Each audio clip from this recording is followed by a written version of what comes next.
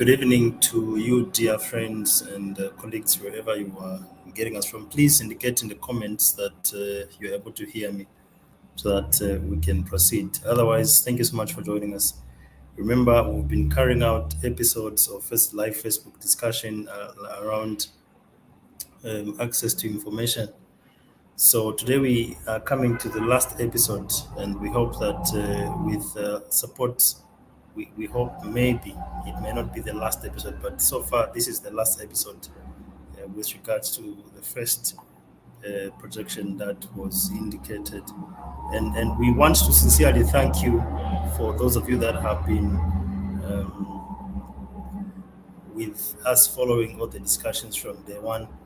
Obviously, very shortly we should be getting into today's focus of conversation, but please share this broadcast and let people know that we want to discuss about access to information, which is the last episode under our episodes that we've been looking at access to information. Of course, we've had invited different stakeholders from the media, from civil society organizations, and also from key stakeholders involved in ensuring that this particular bill becomes law. Now, just to put you in the know that we've been having these discussions with, support from Ati Initiative, which is under the USAID Open Spaces Zambia project. Now, for those of you that may not be aware, project, the USAID Open Spaces Zambia project is funded by USAID and implemented by Internews in partnership with FH360. And we're coming to you from different platforms that you're able to get this conversation. Please indicate if you're able to get me loud and clear so that we don't leave anyone behind. These are issues that we need each and every person to be attentive. Now, before I introduce to you this evening's experts, I'll be very grateful if any of you indicated in the comments if at all you're getting me, so that I said we don't leave anyone behind. The last time we attempted to have the last episode, if you recall, you will discover that we were disturbed by internet, but today we are so certain that internet is so good to the extent that we'll be able to finish this episode without any disruption. So please let me know if you're able to get me so that we kickstart the conversation on that note.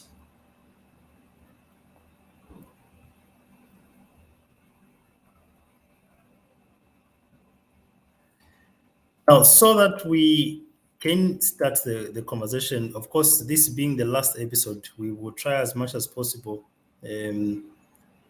sort of in a way, review and also give you very specific information that you need to know about the access to information. Now, just to open up, you might recall that for a long time in Zambia, the idea of access to information, or ATI, others would call it freedom of information, has been associated with journalists. And on this platform, generally, if you followed us from day one, we've indicated that the access to information bill, which we are seeking to be, which we are advocating that it becomes law, does not only benefit journalists, it benefits each and every citizen from whatever level that you are. Now, most of the time, there's been a thinking that journalists are the individuals who need the information for their work. But trust you me, with how things are moving, information or the right to know is really a right that should also be enjoyable or enjoyed by each and every citizen. Obviously, we've always made it very clear that for each and every right to be enjoyable, there has to be a modality that has to be made to ensure that no one infringes on your right to know. Now, just to sort of recall also, just to take you a little bit back, you might be aware that by then, during the time of the Patriotic Front, there was so much, public expectation about the enactment of the Access to Information Law. The same was for the case of the then, party in government, the Movement for Multi-Party Democracy, the MMD. Uh, just in 2011, for example, if you remember, um, the PF, just after getting the authority from the MMD, continued the same promise. In 2012, I remember very well. By that time, I know I was still in secondary, but I remember there was a task force, that was established on ATI, with a remit to draft the bill. Of course, the task force increased the hope amongst the public that government will then deliver on that scope. Um, then in 2012, the government produced a draft ATI bill, which raised more expectation even that the law would finally be enacted by end of year 2012. Disappointingly, um, up to now, can you imagine? Up to now, the law is still not yet, into effect. We still have a bill. Of course, we understand that the stage at which this particular piece of legislation that we keep on talking is that as of July, and specifically as of July 29, um, then Information and Media Minister rather, Chushika Sanda, did come to the public where she informed that Cabinet had approved Access to Information Bill in order the to sort of give another more hope for improved access to information. Of course, at that time, there was also a lot of hope that really this will come into pass. You remember in February also, Republican President Hakainde Hichilema did indicate that this particular piece of legislation, uh, he actually gave a roadmap towards the enactment of this particular piece of legislation. But up to now, we are still talking about the same thing. So please let us know in the comment section how best you think we should demand for the enactment of this piece of legislation. I was supposed to be joined by one of the prominent legal minds, but he is not available today, Dr. O'Brien Kawa. He will be joining us some other time, indicated tomorrow. But unfortunately, this episode this evening is the last. We do hope that maybe next time he will be able to join us. We had also extended an invitation to one of the opposition political parties to just give us a sense of feeling from their points of views. Remember, I have indicated in my preamble that access to information is not a conversation that has started last month or whatnot. It has taken years. Some of us were into primary school. Some of you, dear friends and colleagues, might not have been born even since talk around access to information started. So generally, once again, on this platform, we've made it very clear that access to information does not only benefit the media, journalists as it were, but each and every individual. Tell us your experience also. How are you accessing the Constituency Development Fund information? Because generally, this is a policy that we've noticed that access to information has been quite a lot of factors really are missing with regards to the Constituency Development Fund. Others are saying the information is not accurate. Others are saying, and by others I'm referring to beneficiaries, are saying the information is not timely. So, what is your experience around government policies um, with regards to access to information? So I mentioned that really expectations by different government to have this access to information have not started now. But then, for the sake of those of you that might have for this said, access to information is the concept that information helped by public or state institutions or private institutions conducting business that has implications for the public should be accessible to the public. Now, it is also referred as freedom of information or the right to know. Now, the basis for this accessibility, like just like I was saying, is that all information kept in public institutions belongs to the public. Therefore, the public should be allowed to access such information. So, just like I have mentioned earlier, it doesn't necessarily mean that these institutions should be public or government run, should be quasi government. But as long as, let's say, it's a private university, it's a private school, it's a private company, that company is also responsible to ensure, or institution is responsible to ensure that the people that are working under that same same institution, or the people within the family of that same institution, are given information. Now, access to information is also a human right, and therefore it is an entitlement. We've said this on countless times. If you read Article 19 of the Universal Declaration of Human Rights, it says everyone has the right to freedom of opinion and expression. Now, this right includes freedom to hold opinions without interference and to seek, receive, and impart information and ideas through media and regardless of frontiers. Those of you who are in media, and I want to give an example. Just 2 3 days ago, I was in the field. Myself, I'm in the media. I was in the field, and then interestingly, I was doing a certain story that I'm not going to disclose. Interestingly, there were 3 people that shared different opinions around this particular issue. So 3 people, did I say 4 or 3 people? So let's say 4 people are involved in an issue. But then the 3 had similar points of views. Then the other one had a contradicting kind of thought. So one of my friends who is not in the media asked me, because he never understood why I still wanted to talk to the other person who had a contradicting opinion from the rest of the friends or colleagues.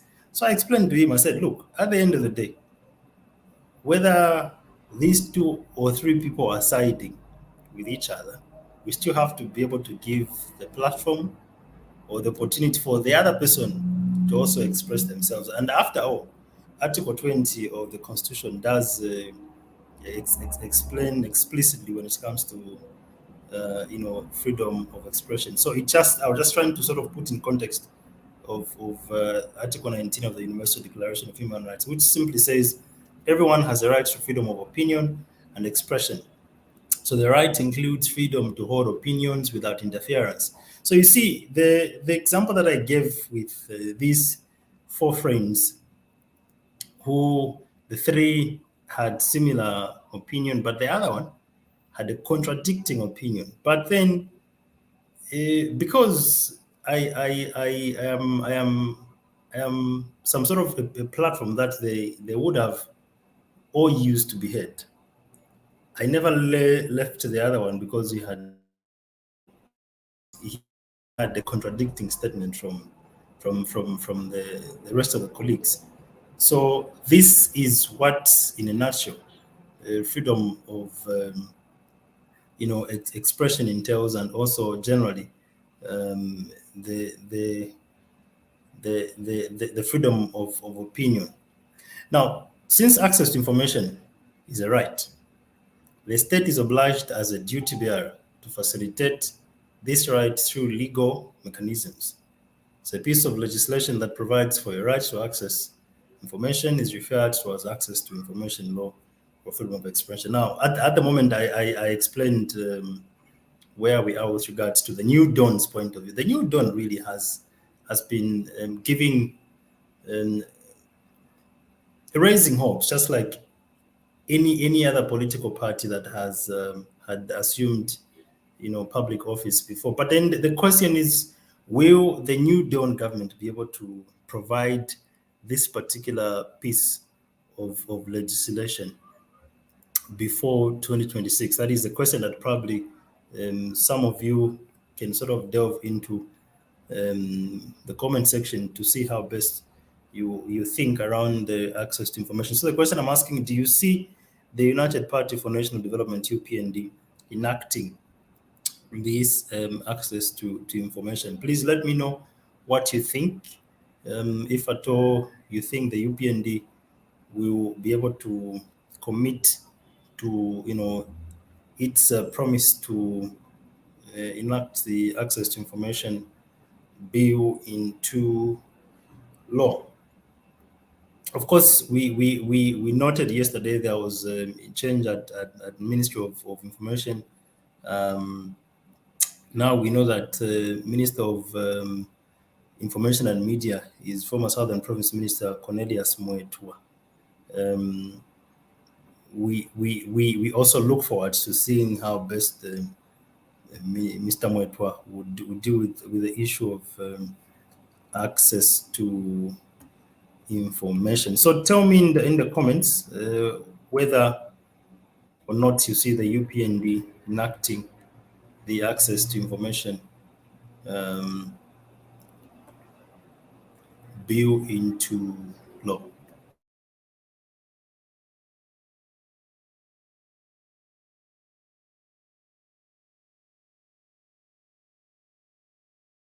Now, on this platform, also, colleagues and dear friends, we've indicated that while we, the public or the citizens, have the right to access information, the type of information that we have the right to access is only that which is of public interest. Okay, there's a difference between what interests us and that which is of public interest. So we have been giving several examples with regards to what kind of information we need. For example, I gave an example of the Constituency Development Fund, which is being implemented at the moment. By the way, did you know that the Constituency Development Fund is really is law? It is not something that, for example, a member of parliament in your particular constituency can wake up today and say and begin to threaten you that if you don't vote for them, they'll withdraw the constituency development. No. So constituency development fund is law. And such information is a kind of information that is of public interest. Are people receiving CDF, for example? Are the rightful beneficiaries receiving loans? Is CDF really improving development in localities in terms of under the component of community projects? Okay, you going to the council, for example, who are the implementers of the Constituency Development Fund, to ask whether the money that was released to fund a clinic or any kind of project that is being implemented is really translating to what you're seeing on the ground. It's not a crime. That is the information that, because at the end of the day, that is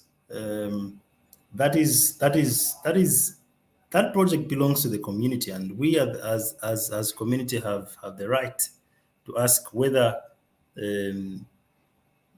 right materials have been used for the same. But again, we need to, there's a limit, just like any other right. Access information also, I want to believe, has a limit. I mentioned you can only get information that is of public interest. Coastal Development Fund is the simplest example that we can give. You asking the council, for example, why your cooperative was left out, as potential beneficiary of different services under the CDF. That is the kind of information that is being meant to. Now, a private institution can be, for example, in this case, a contractor or a supplier who has a business contract with the government, and is being paid from public resources, the same example that I was saying. So in this case, the public is entitled to access information about this private entity. Now, however, such information rather such as individuals' health records, cannot be demanded using the ATI law because that is a personal matter and not in public interest, you know. So just like I was saying earlier, that in simple terms, in accessing information, there are exemptions, and probably these exemptions will be determined um, by the same law itself. Obviously, we know that in many countries, for example, information that relates to national security has restrictions. I mean, we all know this issue. So in Zambia, the type of information um, although in public interest is also protected by the State Security Act. Um, so that is to mean that such information can only be accessed through prescribed legal procedure. So just like I mentioned, I would have loved to have Dr. Kaba to sort of help us delve into deep in terms of um, in terms of really the more ingredients to these issues. But then he is available only tomorrow. So in other words, what we are saying is that much as we need access to information, we should also that points to which you know, this same information um, starts from and also ends. Now, access to information, like I mentioned, is not for the media practitioners, but then it encourages effective participation by citizens in political, social, and economic process. Now, for example, when citizens are well informed about government processes in their country and information is available on how they should participate in such processes, there is a possibility that they will take interest, at least in some aspects of civic participation. But where information is lacking, effective public participation in important processes cannot be guaranteed. Now, time and again, and this is my opinion, time and again, I have heard, for example, the Republican president, Mr. Hakainde Hichilema, indicating that Constituency Development Fund, which stands at the moment 28.3 million kwacha per constituency every year, may likely increase in the next budget. By the way, Finance Minister will be presenting the budget. Today is what, 26th, on the 29th of September. So for me, this is my opinion once again. When you look at the implementation of the Constituency Development Fund, you will realize that at the moment there is still low uptake of this particular fund. Okay? Then the idea to increase funding or allocation to these constituencies, when we are still facing issues of people still not so sure about what can be done with regards to what component. For me, I do have a different opinion with regards to that.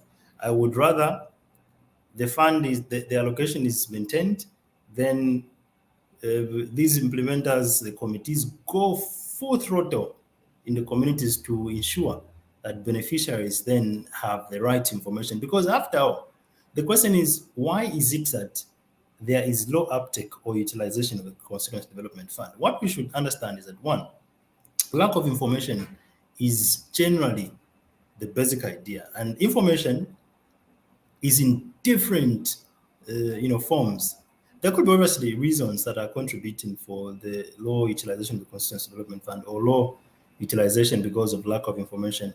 Such one could be maybe the geography of an area or the terrain. Sometimes we understand that the country also lacks fair, network connectivity, especially in the most remote areas.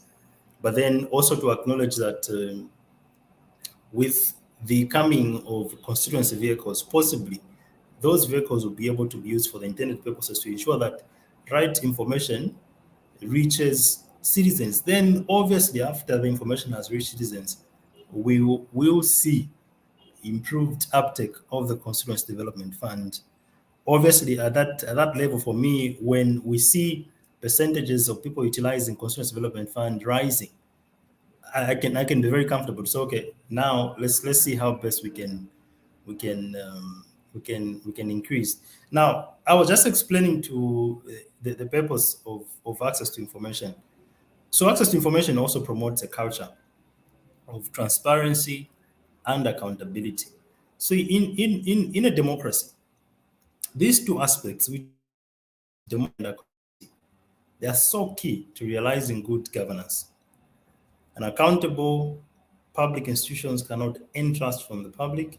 Transparency, for instance, about how decisions that affect the public are reached, and accountability about how public resources used become critical for the republic. I mentioned earlier that you asking, for example, if bill of quantity for a certain bridge was 1 million kwacha, but when you look at the works that are being done, really, are they in tandem with the funds?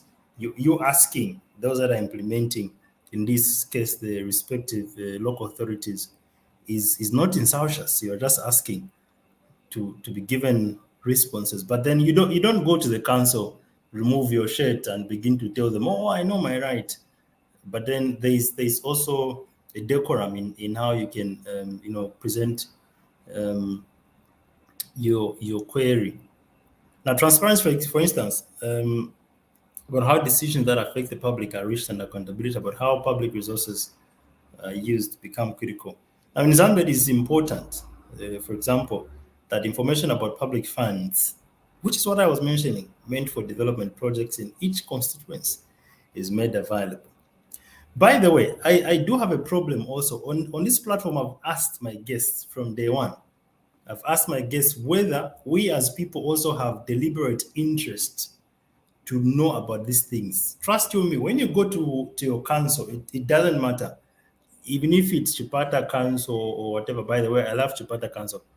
Um, you go to that particular council, you ask them of a list of projects, okay, community projects that were approved. For example, at the moment, and in this discussion, I'll be very biased about CDF. Why? Because I think it is something that we all are very familiar of. Of course, there are different policies. There is a farmer input support program. There is also um, social cash transfer, which is run by Ministry of Development and Social Services. Now, you going to a council and asking for a list of projects that were approved, for example, 2023, is not bothering the official responsible, but you're just trying to be informed, because those same projects at the end, I think, should be on the other side. They also attach figures in terms of how much um, should be spent. I said that by law, CDF is supposed to be dispersed annually per constituency. Now, so ordinarily, you as a citizen, or as a people ourselves, should be informed regularly where the money is being used. Okay, I've asked how you can get such information. For example, you need to go to the council, but then because of lack of access to information law at the moment, it is very, very difficult for you to be able to be given these this kind of document. Because I've had an experience the other time. um, I went to one of the councils, not in Livingston, not in Kasongola, not in Southern Province. I just picked up a call to say, my name is so. I'm doing such a thing. I'm asking for a document I want to use to give accurate information. Then the officer responsible said, it is not possible for me to give you such kind of information. And I asked, why don't you want to give me? No, the information is what. This is a list, a list of a list of what exactly is to be done in the constituency.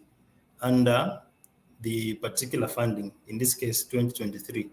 So the right to access information also enables beneficiaries to obtain what is due to them. So as citizens' participation in governance increases with access to information, and also citizens begin to make demands that direct rather public resources towards intended goals. Here's what we need to do going forward. The other time I had a conversation again with young people, and this time around from my village. By the way, I just saw the conversation started on one of the social media platforms. They cried foul about what was not approved by the CDF committee, and then they were demanding that maybe had the CDF committee considered, I think it should have been roads. Then I think I let that discussion go on for about 2 or 3 days. Then later on, I just asked the question. I asked, have we ever attended, for example, ward meetings? Okay, and your guess is as right as mine. You know, we as young people also have a tendency of not going for ward meetings. Ward meetings are the opportunities for you to learn and to be empowered in how going forward you can know what to ask. You know, should anything um, go unplanned. So let us develop the interest of going for these ward meetings so that when we are asking questions to these leaders, you are asking from an informed point of view. You know, you really want to know. So access to information also helps to curb corruption. This cannot be overemphasized. With access to information, there is a likelihood that any public officer with the intention to solicit a bribe or abuse their office in any way will be scared that members of the public will obtain such information and call them to account. Thus, national resources can be used for the development of the country and for the benefit of every citizen. If, for example, and again, I will get back to CTF. You know, if CTF, for example, is disbursed into the local authorities account, and then some particular official, by virtue of them, you know, maybe sitting under the committee or in the committee, using their influence, channels the money somewhere else, just to mischievously help them or benefit them and maybe their associates. So we have the right to ask, you know, whether or not that particular money benefits. Remember the keywords of public interest. The public interest means, are we the intended beneficiaries able to benefit from such? So this is why we need access to information. But at the moment you realize that it's a back and forth kind of a thing. It is not very easy for you to get to get information, because time and again, maybe I don't know what your experience is. This is why I've said, please let me know in the comment section so that you can also tell me your experiences um, with regards to access to information. Of what was the experience really the last time you went to maybe ask for something. You know, it could be at the council, it could be even just at your school, it could be a private school. How were you treated? Were you able to get that information? And also let me know, do you see the United Party for National Development, UPND, late government enacting access to information in this period that, you know, they have in, for example, up to 2026, do you see that the UPND will give us access to information?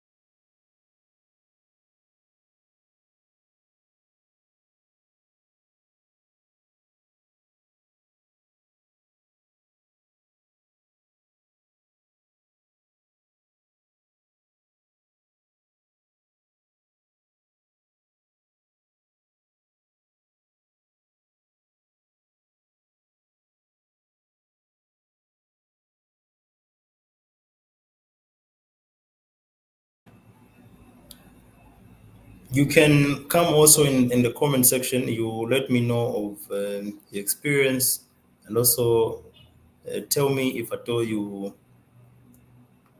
opinion really with regards to access to information. Do you see the party in power at the moment enacting the access to information? Um, so once again, this broadcast is brought to you by the Access to Information Initiative under the USAID Open Spaces Zambia project. The USAID Open Spaces Zambia project is funded by USAID and implemented by Internews in partnership with FX360. So whichever platform you are getting me or following us from, please, we are so grateful. This is our last episode under this category, and we hope that, like I indicated earlier, maybe we will continue at a later stage to just continue giving each one of us or sharing content with regards to access to information. I know some of you, to some of us, it sounds um, a bit of business as usual in terms of access to information. But then, trust you me, we are the most, if there's such a sentence in English, we are the people really that need this access to information. Remember the things I mentioned. One, we want to curb corruption, or we do not want to see corruption. Okay, we want to promote transparency. We want to promote accountability. People should be able to take account of what they do. Okay, no, you said you're going to implement a project of water. At the moment, trust you me, water is one of the biggest issue, and by water I'm referring to erratic water. But then when you look at maybe in your area, you are facing a challenge to do with water supply.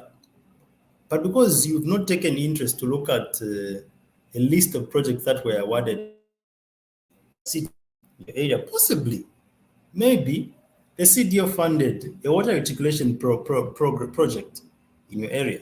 But because you've not taken interest to just, even just take a leaf, you go to the council. May I have a list of those projects that were approved? Trust me, you might be shocked that some of these things that we are going through, possibly some of them have already been planned, but the implementers are sitting on them. Why? Because we are not demanding. We are not demanding for their implementation. And what happens? Well, the implementers really take it upon themselves that these people are not interested even then. And this is the question really that I've asked all my guests, whether or not um, we, especially the young people, are interested to have this particular piece of legislation. But otherwise, on this platform, we've always maintained that access to information does not only benefit the media, it benefits each and every individual, regardless of the level you are. You could be civil society, you could be a general citizen rather, like myself. By the way, I indicated we as the general citizens really, we are the ones that need it the most because it gives us the authority now to ask questions, to demand questions that should be answered by our duty bearers. Tell me your experience with regards to access to information when you were seeking, information. Could be anywhere, could be at the clinic, for example. Some of these public health facilities, trust you me, our again share an experience that I had one day.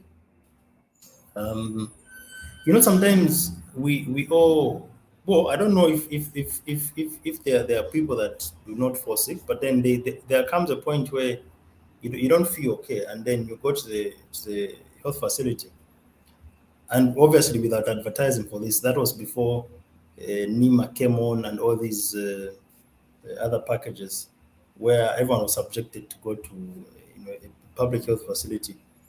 Um, you just want to ask for certain things. For example, if the you don't feel all right, and you ask, for example, the doctor, the nurse, um, to explain to you, for example, what they are doing on your body. Huh? And obviously, maybe they tell you, no, Ngalachezi, I know my job. Such kind of responses, really. So these are some of the issues, really, that we need to begin to interrogate. Like I said, the most important thing is to realize that there are exemptions, okay? There are exemptions, especially when it comes to public security. There are so much exemptions with regards to how best you can, exercise your right to know. Issues that borders on public security, um, the legal-minded people will best give us the exemptions, but generally, it's not rocket science, but they're just issues that uh, we need to respect, and by that I mean to adhere to in terms of how best you need to exercise your right to know.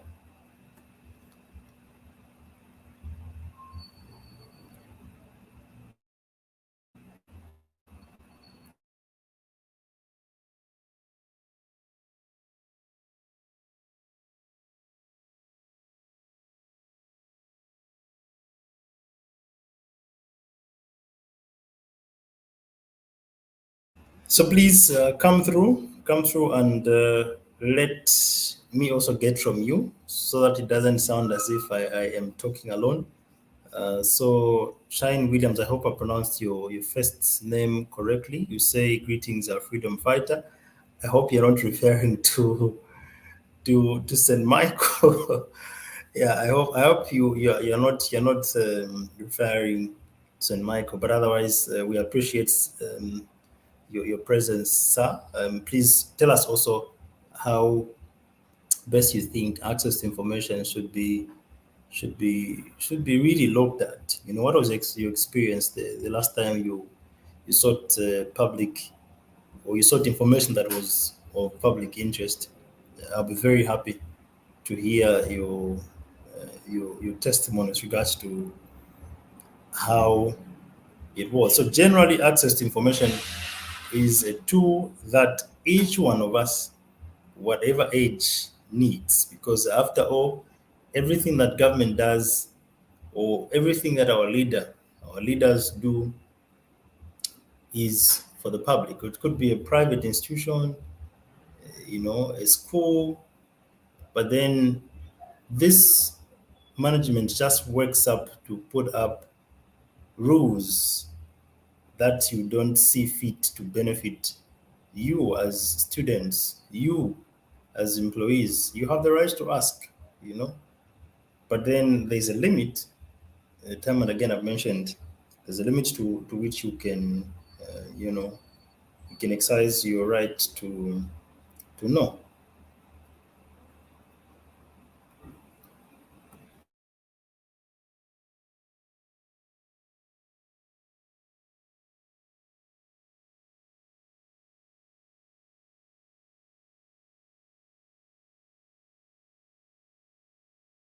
Now, maybe as we conclude, I would want us to look at, just in a nutshell, the principles of access to information law. Now, access to information law has, which is basically what I was sharing. It's just that I was a bit jumbling them here and there, but I will try to as much as possible. Obviously, um, legal-minded people will give us a very good explanation of this, but just what I've jotted is that there is maximum disclosure. Now, bodies covered by an ATI. ATI simply means access to information. Act have an obligation to disclose information whenever the public requests for it. So even where there is no request, these public bodies are required by law to proactively publish and make available documents of relevance to the public. This, in practical terms, means that public institutions make available information about their mandate, project reports, their future plans, and anything else of relevance to the public. I'm going to give an example of one institution that I've seen has been practicing this highly. Of course, there are several others, but I'm just going to bring one institution that has been um, that has been doing so much well at this, so much rather. Sorry, I beg your pardon. So much, but then they can also improve in the near future. The department, what's the name of that department again? The weather department, the meteorological department. They have of late. They have been issuing 7 days weather updates and also giving us, cautions and warnings. For example, I remember there was a time where they predicted the weather that we would have, I think it was 2, 3 weeks ago, where we noticed reduced temperatures, to as low as 2. For example, in Livingston, I personally had that kind of feeling. So down there, they would put cautions. For example, even just a week ago, I think they had given a warning that those that were to move by water transport, should exercise a bit of caution, because I think we were facing a bit. I just can't remember how, but I think I just remember the caution. So this is how. This is basically what this principle is explaining to maximum disclosure. So, simply put in practical terms, it means that public institutions make available information about their mandate, their project reports, their future plans, and anything else of relevance to the public. Now, minimum exceptions means that this principle, or demands that exemptions to the principle of maximum disclosure should be kept to an absolute minimum and should be narrowly drawn. So the principle is aimed at protecting and promoting public interest. Exceptions are normally put to a test to determine whether such information possesses any risk if disclosed. For example, we know, time and again that when a matter is in court, obviously, you do not have any right to begin um, to publish, because otherwise you jeopardize the um, the hearing eventually. So the other principle is that it should be simple, clear, and quick access procedure. So there should be simple, clear, and quick access procedure. So what this means is that the law demands that the public should obtain information with ease. Obtaining information should also be inexpensive and prompt. That is to mean there should be no difficulty in obtaining information whenever needed by the public. In some cases, members of the public may not pay to access information, but in others, it might be necessary to pay. For example, if one is requesting for a document that requires photocopying, they should pay for such a service. But thank God, at the moment, we are in some sort of a digital transformation, and we are so glad that the country is also moving towards that, where everything is slowly becoming soft copy. So if, for example, you are demanding for a document, and this particular service provider tells you, no, you need a 1 kwacha, or I will need the 1 kwacha, don't begin to say, no, this thing should be free, because at the end of the day, they do have the document.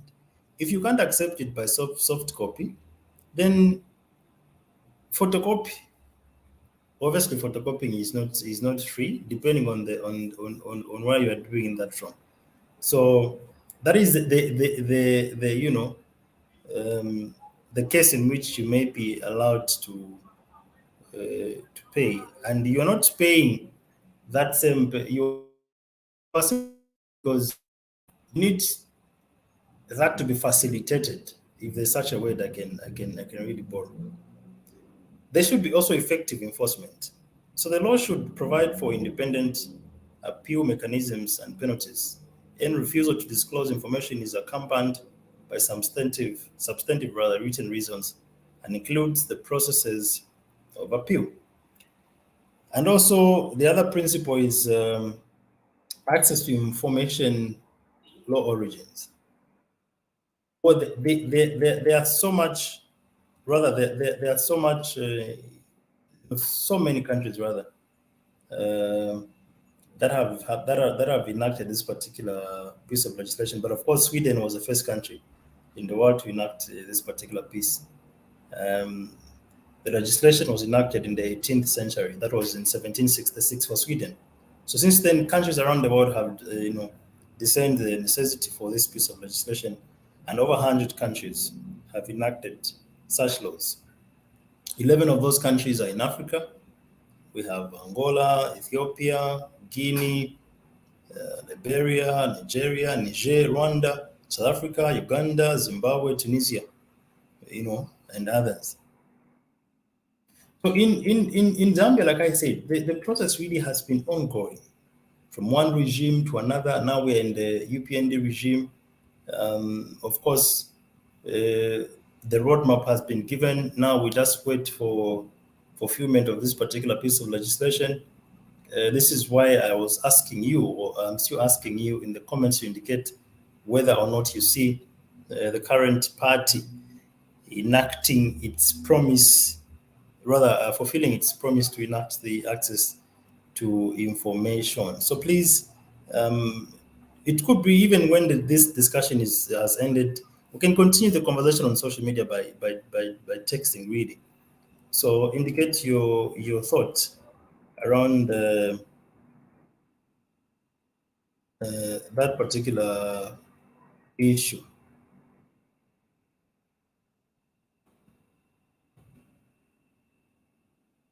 Now, I do not want to sound a little bit, to sort of take you back, but I just want to give you some of the excuses that were given by previous regimes. For example, the closest I can remember is the PF. Remember that the launch was postponed because the Minister of Information had traveled to the Copperbelt for a funeral. So after the bill was drafted, the task force, remember that I mentioned the task force earlier? The task force was supposed to travel to all provinces for public sensitization on the topic. The bill was scheduled to launch on the 21st June of 2012. However, the launch did not take place as the public was informed that the then Minister of Information and Broadcasting Services, the late Kenneth Saken rather, had traveled to Copperbelt for a funeral instead. Of course, another issue that the PF had said there was need for consultation with the Attorney General by then. And then the other one was that the Vice President, the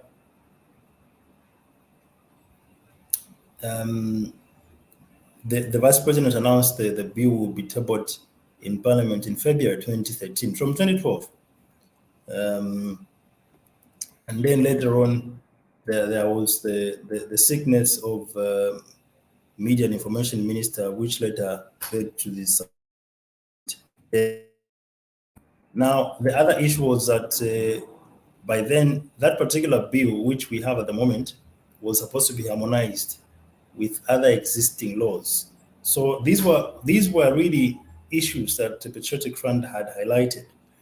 Now, having listened to these issues that the Patriotic Front had highlighted, how different are they from what the UPND is saying so far? So please put your ears to the ground with regards to access to information, and also let us continue demanding for its enactment. I mentioned it doesn't benefit journalists, it benefits each and every citizen, whether you are from the ruling party, you are from the opposition, you are a church organization, you are a civil society organization.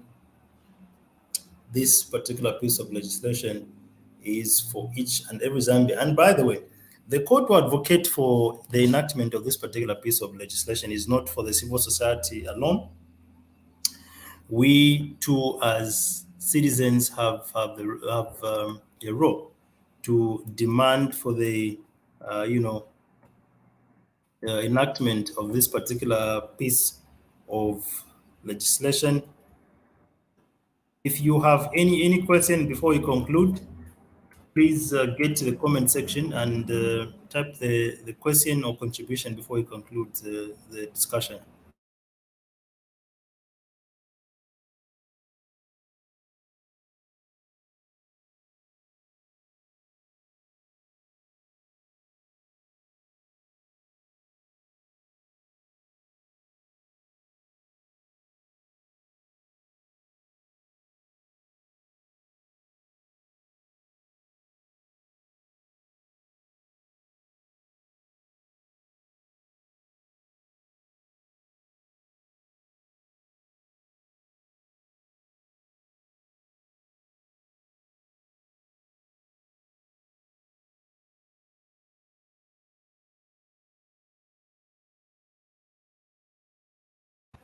Okay, so since there are no questions, I would want to thank you so much for your attention. This was our last episode with regards to access to information.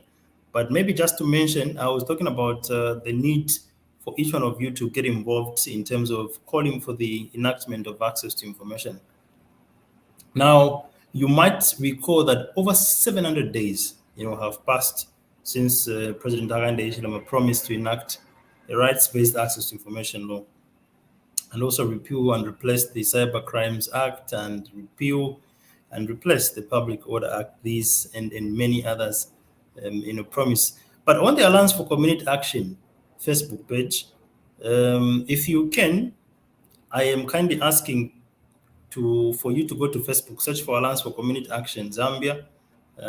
We do have a link to the petition. There's a petition that those that are willing to sign that demands the enactment of the access to information. So please search for Alliance for Community Action ACA Zambia, like the page, then go through the post, you check, you see a link that asks you to voluntarily click, and then all the details will follow in terms of petitioning the enactment of access to information. Then you can also, the other way, really, you can continue.